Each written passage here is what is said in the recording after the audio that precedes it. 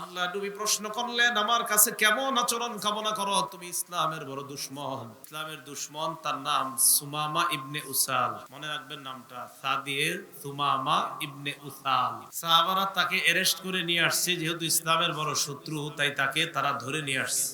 মসজিদের একটা খুঁটির সাথে তাকে বাঁধছে। কাকে? এই সুমামাকে। ফাখরাজা আলাইহিন নবী সাল্লাল্লাহু আলাইহি ওয়াসাল্লাম।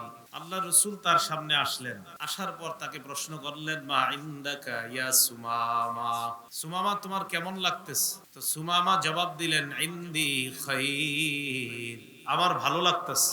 বাইদা রাখছে কিন্তু মসজিদে। রসুল বললেন, তোমার কেমন লাগতেছে? তিনি জবাব দিলেন, আমার ভালোই লাগতেছে। এই কথা বলার পর আল্লাহ রসুল বললেন, তুমি আমার কাছে কেমন আচরণ কামনা করো? তুমি ইসলামের বড় শত্রু। সুমামা আল্লাহ রসুল সাল্লাল্লাহু আলাইহি সাল্লামকে বললেন, আমি তিনটা কথা বলবো, এই তিনটার যে কোনো একটা আপনি করতে পারেন।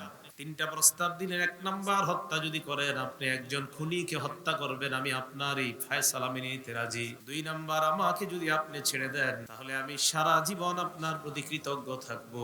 তিন নাম্বার, আপনি যদি আমার জীবনের বিনিময়ে টাকা পয়সা চান, চাইতে পারেন, আমি আপনাকে যত টাকা চাইবেন অত টাকার বিনিময়ে আমি আপনার কাছে জীবন ভিক্ষা চাই।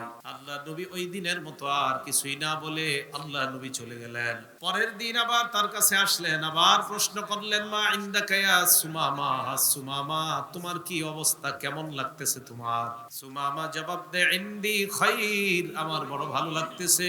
আল্লাহ নবী প্রশ্ন করলেন, আমার কাছে কেমন আচরণ কামনা করো? তুমি ইসলামের বড় দুশমন। সুমামা জবাব দিলেন, গতকালকে যে তিনটা প্রস্তাব দিয়েছিলাম, আজকেও আমার ওই তিনটা প্রস্তাব।